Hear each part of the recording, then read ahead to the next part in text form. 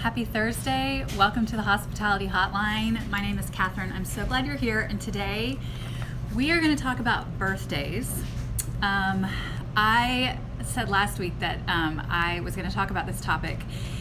And here's what I want you to know. I'm going to share with you a lot of my experience with birthdays, particularly as it relates to my children. And I want you to know that this is just my opinion. This is just what our family does. I want to allow you to kind of take a peek at what we do and take what works, leave what doesn't. This is not meant to be prescriptive or the only way to celebrate birthdays. Goodness gracious. Any way you celebrate a birthday is the right way to celebrate a birthday. But I know that I find inspiration when I hear other people share how they do things. And so I'm hoping today that's what this can be, that we can just sort of talk about the different ways that we celebrate birthdays. So I want to start by telling you some of our family's birthday traditions. And I will say this, when I started celebrating birthdays for my children, I'm not sure I fully grasped the kind of precedent that I was setting long term. And yes, we could have changed it, but you do something for one child, then you want to do it for the next child, and then the older child sees, and then the younger, and all of a sudden, like, this becomes the way that we celebrate birthdays. And I love the way that we celebrate birthdays. But I also, maybe it would have been helpful to know going in, be careful what you choose to do, because you might have to do it for a long time. So take that for what it's worth. In our family, there are 3 things that we do for our children for their birthday. On their actual day, their actual birthday, we have birthday breakfast, and that is when they were little bitty, that was canned cinnamon rolls with a candle in it or a muffin with a candle in it. But as they got old enough to have preferences, the birthday boy or girl gets to choose their birthday breakfast menu. And we usually eat it in our pajamas, and it's a really sweet, special time, and their gifts are there. And I will say this was easier when they were little and we were more homebound. These days, with early leave times and 4 children in school, and it can be a lot. And there have been times when we have asked if they wanted to get up super early and have birthday breakfast, or if they wanted to wait till Saturday.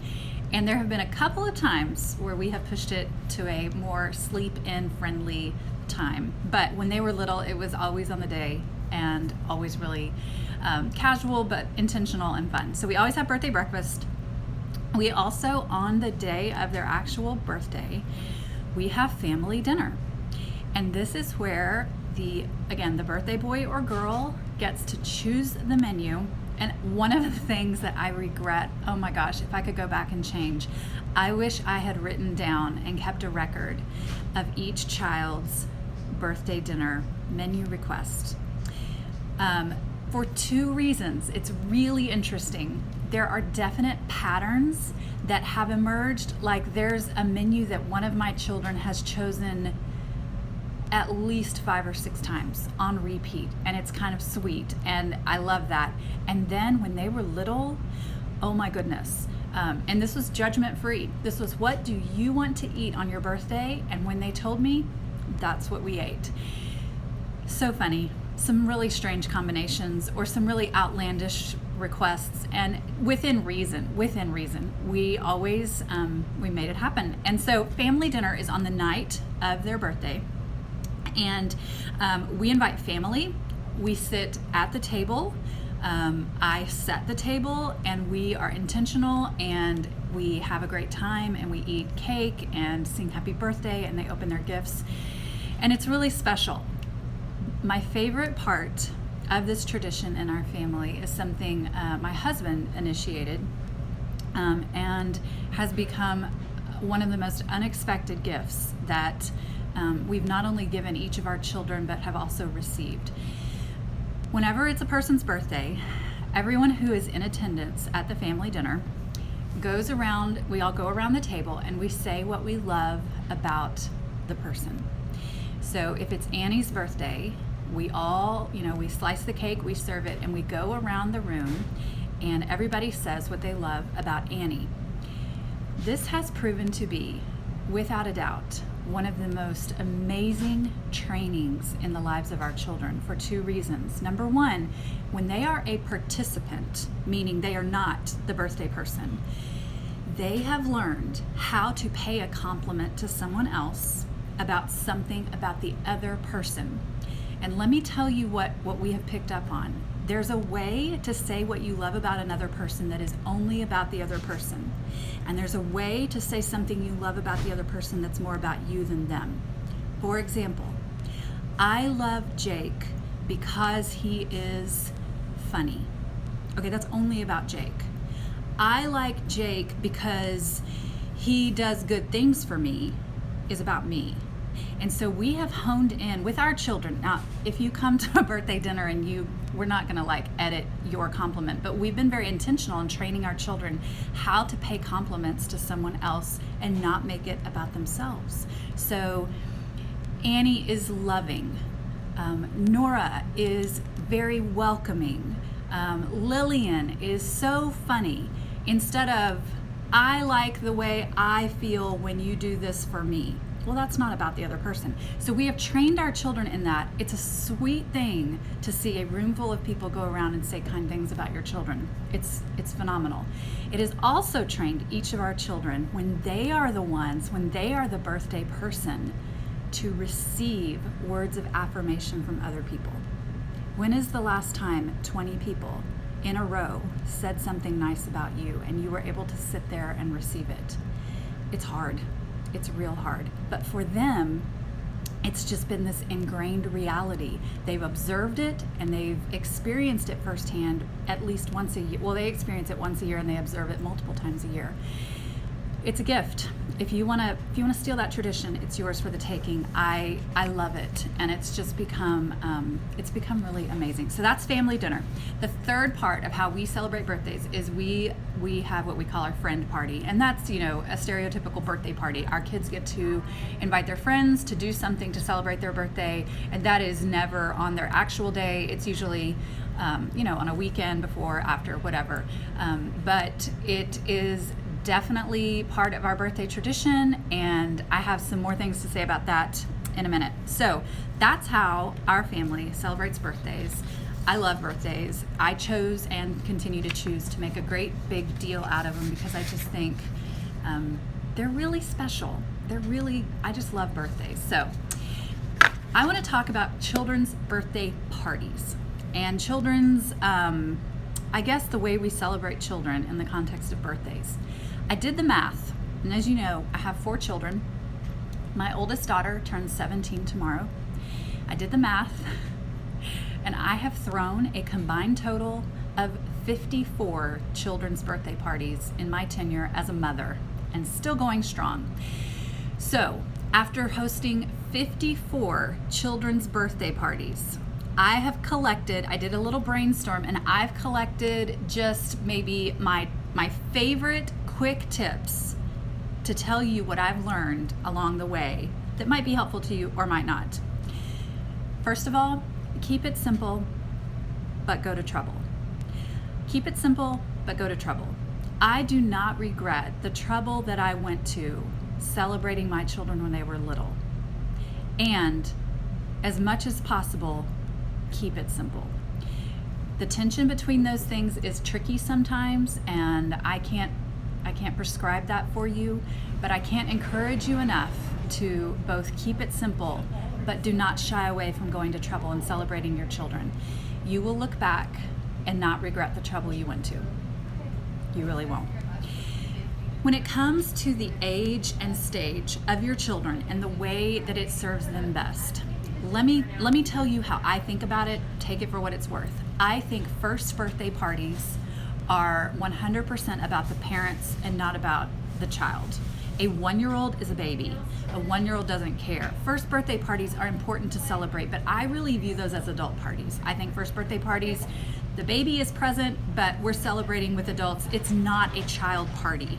And I have more to say about this in a minute, but it's more of an adult celebration.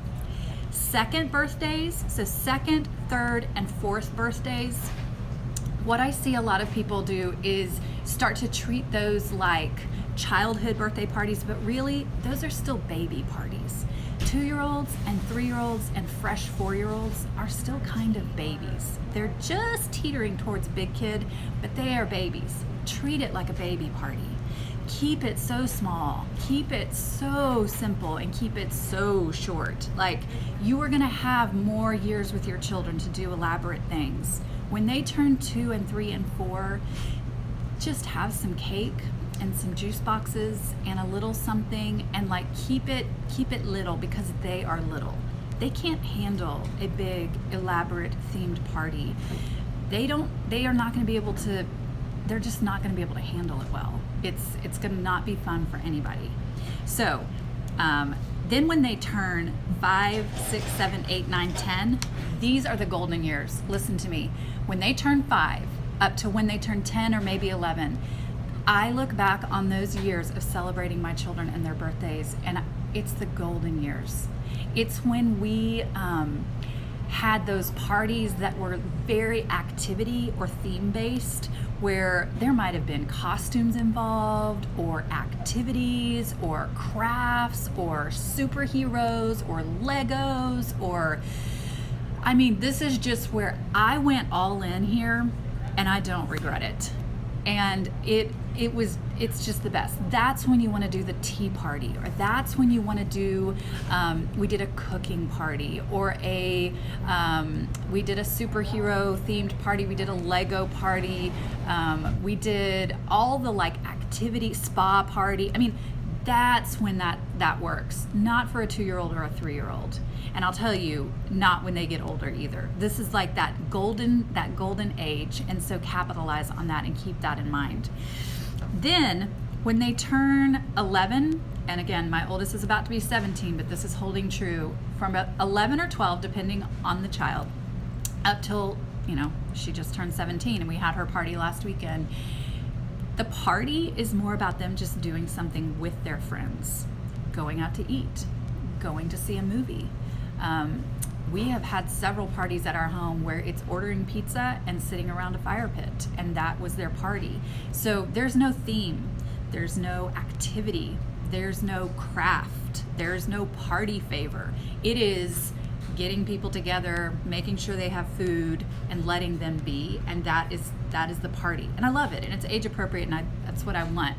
But we're almost done with the years of the themed birthday party. My youngest is 10, and so we are teetering towards being done with that chapter. And I can look back on almost a decade of this and realize, like, that was the time. That turning 5 to turning 10 or 11 was the time for all the stuff, just all the themes. I don't regret any of that. Another thing that's fun to celebrate are golden birthdays. That's when you turn your age on the date of your birthday. So you turn 5 on the 5th, you turn 12 on the 12th. We've made a little bit of a thing out of that, just with gold paper plates or whatever, but golden birthdays are something fun. I want you to remember, and this is me speaking to myself, but large gatherings of small children, whether it's in your home or somewhere else, are hard. They are messy, they're chaotic most of the time. It's a lot of activity, there's a lot of things to manage, and you either need to embrace that or choose not to do it, but don't pretend like it's not gonna be hard. It's hard. Large groups of children are hard. Let your children pick their friends. When they're little and you control the guest list, then you navigate that.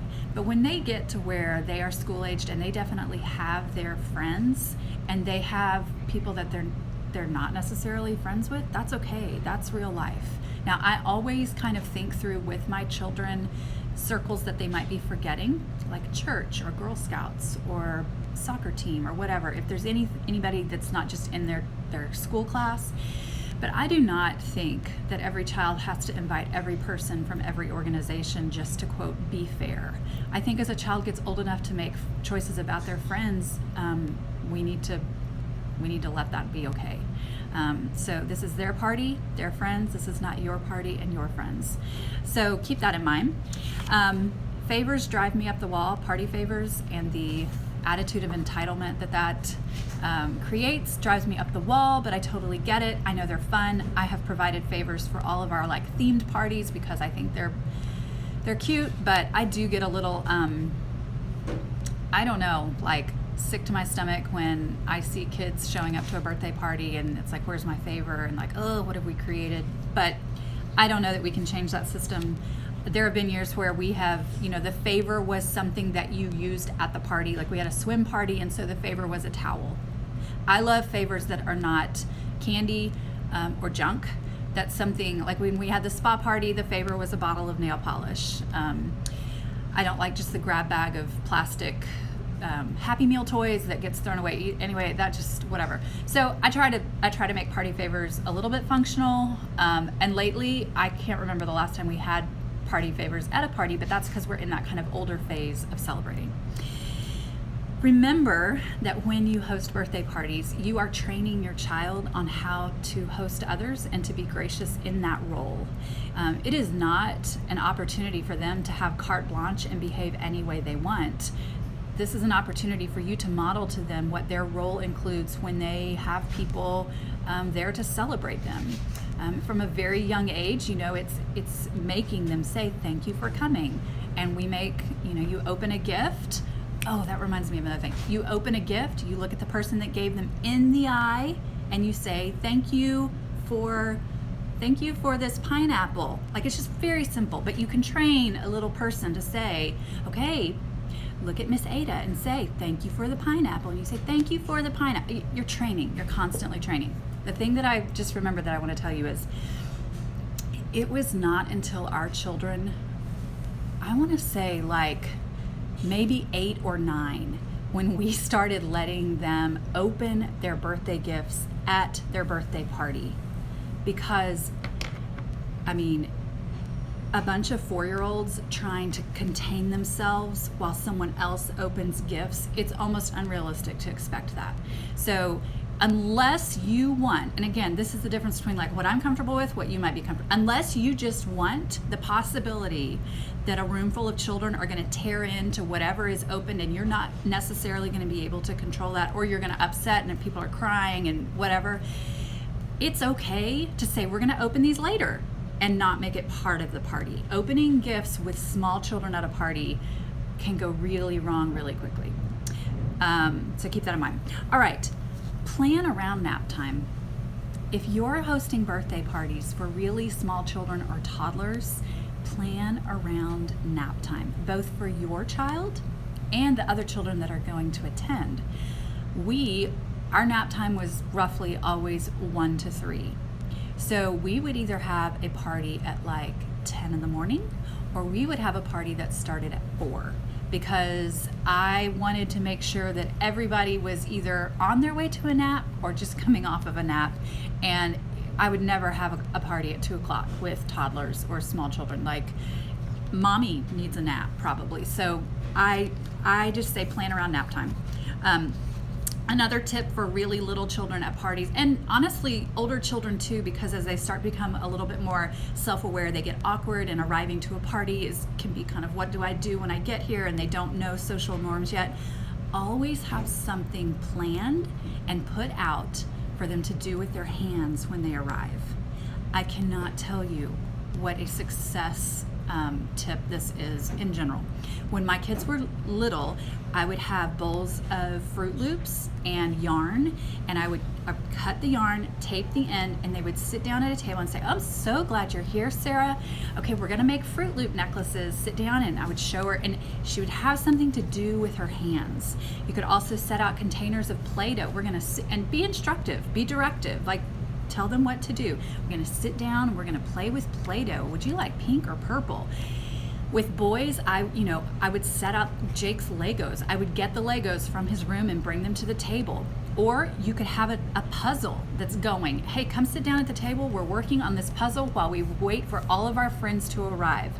Otherwise, you are kind of hurting children all over the place and you don't maybe want to start the real whatever it is that you're doing until everyone arrives. Well, set yourself up to succeed and give them something to do. Coloring pages. There were years where we had the Fruit Loop necklace and the coloring pages on repeat for multiple parties, and it was just our thing. And bowls of fishies so that you can have a snack. So always have something for them to do with their hands. I loved planning parties around snack time rather than lunchtime. You can do it either way, but snack time parties are real simple. And then we did a ton of parties at the park. My son was born in April, and so it was always springtime. It was typically great weather. We did the majority of his little boy parties at the park because the weather was so fantastic, and it just was a built-in activity. We played, we ate cake, we had juice boxes. One year we had superheroes show up at the park or whatever. So keep in mind that parks are a great activity without having to like plan an activity. Okay, that is my list of children's birthday party tips, my top tips. I want to talk a little bit about how to manage birthdays that fall back to back or that fall really close to each other. I mentioned last week that, and I've said this a couple times, my daughter has a birthday tomorrow, and my birthday is the day after hers. My birthday is Saturday. So I have figured out how to navigate that. The rest of our children, I'm so thankful. I'm not sure I could navigate this intentionally, but we have one child's birthday every season. It's awesome. I hear stories about families with 4 children and like they are all in, November or something, and I think, oh my gosh, that would be hard to navigate. So you may have children with birthdays that are really close to each other, or you and your child might have birthdays that are really close to each other, or you might have a birthday that bumps up against a holiday or whatever. This is how I have figured out how to manage it. In the beginning, I would spread out Annie's celebrations to the point that they were kind of overlapping my birthday, and I found myself spending my birthday prepping for either her party or something, and I felt a little lost in that and wasn't sure how to, I don't know, it was just tricky. So what we have done that's worked for both of us expectation wise is all of her birthday celebration things are finished by the time her actual birthday comes, meaning her party is the weekend before or something like that. My birthday and any sort of like trailing celebrations or lunches with friends or whatever they start on my birthday and they go forward. And that helps us keep those two events as separate. Now, who knows? As we grow older and she's not a child anymore, we may start to merge things. But as far as like when she was a child and I was in the role of kind of party planner and dinner host and executor of most of these things, that was really kind of hard to do in the context of trying to have my own birthday. And I feel okay about that. So if you have either 2 children that, are close like that, you might draw a line and be like, from here before is this one child, from here after is the other. Or if it were a child in a holiday, we celebrate the holiday up to here, and then on this day, it's all about your birthday, we're done with the holiday. It's just a simple strategy that has worked well for our family. I want to encourage you to remember that your role in hosting birthday parties for your family and your children is going to change. In the early years, I felt a lot like, like almost like a preschool teacher. Like birthday parties for a 3-year-old and a 4-year-old and a 5-year-old felt like, okay, 1, 2, 3, eyes on me. Like you're kind of like managing a group of really young children. Then when they got older and they knew how to, sit in a chair and go to the bathroom and things like that, my role shifted to activity coordinator, where I would tell them, okay, here's what we're gonna do, and then they would just sort of like have their own fun, but I just made sure they had what they need. And now I've entered this other phase where I'm just kind of a silent host, meaning I make sure everything is out, but I'm not an active participant in the party. If something goes wrong, we're available and we're there to chaperone and make sure, that adults are present, but like my role is so different than it used to be, and it's kind of awesome. It's kind of beautiful. I love getting to just sort of be a fly on the wall and not the active, train leader of the whole thing. And my children just sort of have their friends and they do their thing, and it's really cute and special. And particularly when they end the party by just like everybody goes to their room and gets their guitar and they're sitting around the fire pit and they're singing. I mean, what's going on? Like I feel like I've won the lottery over here. It's just really sweet. So Definitely the role has changed. Now, I want to make sure you know, as with anything involving hospitality, that nothing goes 100% of the time. I have done a pretty good job, in my estimation, of being intentional about celebrating my children's birthdays. I'm proud of the effort and work that I did, but I want you to know there were some massive train wrecks. I mean, laughably, horribly wrong sorts of things. So, first of all, the worst birthday party that I've ever thrown, and that we as a family still joke about, because, well, we meaning my husband and I, because whatever. When my son turned 2, so Annie was 3.5 and Jake was 2, I had this great idea that for his birthday, you know the big bins of like the giant bouncy balls at Target that are like $3.99? We had a really big rectangular fenced in yard in our backyard, and I thought, you know what would be really fun is to invite some of my friends who have little boys, have them over to our backyard, buy like 10 or 12 of those balls and throw them in the backyard and just let them play, because every kid, when they see the big bin of balls at Target and they're in the cart, they want the balls. They just want to play with them and throw them. And I thought, we're going to make that happen. I'll spend, $40. I'll buy 10 of these huge rubber bouncing balls, put them in the backyard, and just let them. Y'all, it was the worst. The worst. It lasted about 90 seconds. And then there we were with nothing to do. And it was so bad. Tim was like laughing at me. It was so bad. And I, live and learn. That's a terrible idea for a party, so don't do that. There was one year when I think it was Annie's 4th or 5th birthday.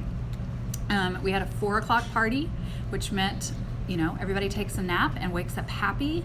Except on this day, she did not wake up happy, and we had a Barbie party ready to go, and she spent most of the party, like probably 75% of the party, in timeout because she was throwing fits and was so in a bad mood. She just woke up in a funk, and she spent most of her party in timeout. And let me tell you, I'm not afraid to put a child in timeout if they're acting like a little twerp. So she missed most of her party, and we have the photos to prove it, of her like slouched over on the fireplace mantle, upset. Another thing that it's easy to think of themes based on activities, but when they're little, I also had a run with Nora. It was totally unintentional, but when she turned 2, 3, and 4, when she turned 1, 2, and 3, the themes of her parties were pumpkin, apple, and strawberry, and we called it her produce years. And I didn't mean to do it, but it was kind of a funny trend. And so you don't have to pick a theme; you can pick a motif. We have done it all. 54 parties later, we've done just about everything you can do. We've gone to the movies, we've gone to dinner. We've done it all, and it's fun. So that's a little bit of a behind-the-scenes look at how I approach birthdays, how I celebrate my children. And as I was scrolling through photos last night, I was really kind of overcome with a sense of, I'm glad we did this. I don't regret this. Excuse me. I do remember how hard it was in the moment. I remember how tired I was. I remember how crazy it felt. I remember how frustrated I was with all the children who were chaotic, and I felt like I was doing a bad job. But I'm so glad I did it. It's worth it. Celebrating others is always a worthy pursuit. So, thank you so much for listening today. If you have other questions about birthdays, send them my way. I love hearing what's on your heart and what's on your mind, and your response to any of the things that we've talked about today. Have a lovely week.